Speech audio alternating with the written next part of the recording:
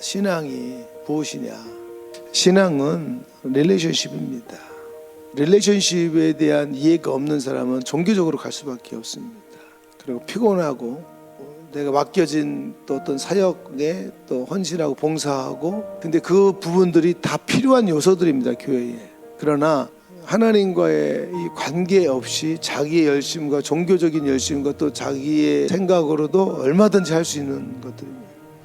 하나님께서 우리에게 보여주신 어떤 이 부분들을 가지고 나누면 이 관계를 어떻게 표현하느냐, 희생입니다. 헌신으로 우리에게 보여줬습니다. 하나님의 아들이 우리 구원을 위해서 이 땅에 정말 말도 안 되는 피조물로 이 땅에 오셔서 자신을 희생함으로, 헌신함으로 보여줬던 것입니다. 그래서 하나님 앞에서 희생이 우리는 사역적인 희생으로 나타나게 되죠. 일반 전통적인 교회 안에서는. 사실 저는 교회 오자마자 막 정착시키려고 일 시키고 하는 스타일은 아니었어요. 상당히 가급적인 배제하는 사람이었어요. 예배 시간에 막 주방에 들어가서 점심 준비하면 먹지 말고 금식해 할 정도로 막 저는 그런 거 딱지색이고, 하나님을 바라보지 않는 교회 와서. 그러면 우리의 하나님과의 관계 안에서 어떻게 희생하고 우리가 어떻게 헌신할 수 있는가에 대한 부분들이 사실은 성숙한 다음에 이 사역으로 이렇게 나타나는 거지만, 가장 베이직한 헌신은 주님과의 시간에 대한 헌신입니다.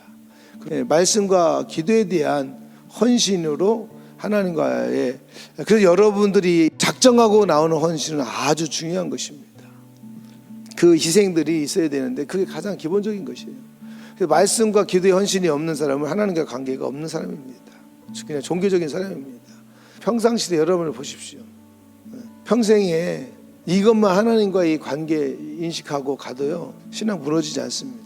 이렇게 무너진 이유가 무엇이냐 하면 하나님과 관계없이 종교생활을 했기 때문에 그래요. 기도도 뭐를 위해서 기도하고, 뭐 다른 사역을 위해서 기도하고, 뭐 이것을 해서 기도했지, 진짜 하나님 앞에서 시간을 내고 하나님의 음성을 듣고 순종하려고 하는 이런 삶의 시간에 대한 헌신, 이게 신앙입니다.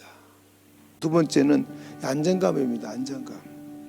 우리가 하나님에 대한 신앙이 깊으냐 안 깊으냐 있었을 때에 진짜 기도하는 사람, 말씀에 붙들린 사람이냐 평강이 있습니다. 제가 말하면 샬롬이에요. 샬롬. 어떤 환경 속에서 있든지 간에, 어떤 소용돌이 가운데, 어떤 어둠 가운데 있었든지 간에 이 안정감이에요. 근데 이 관계가 제대로 형성이 안 된 사람들은요, 불안과 두려움에 견디지 못합니다.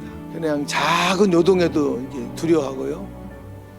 너희가 사랑 가운데서 뿌리가 박히고 터가 굳어져서 이렇게 표현하잖아요. 속 사람을 강건하게 해서 에베소 교회에 이렇게 표현했던 것처럼, 이것이 하나님과 이게 오랜 어떤 말씀과 기도 헌신을 통해서 릴레이션십 형성된 하나님의 믿음이 가져진 사람들은요, 평강합니다.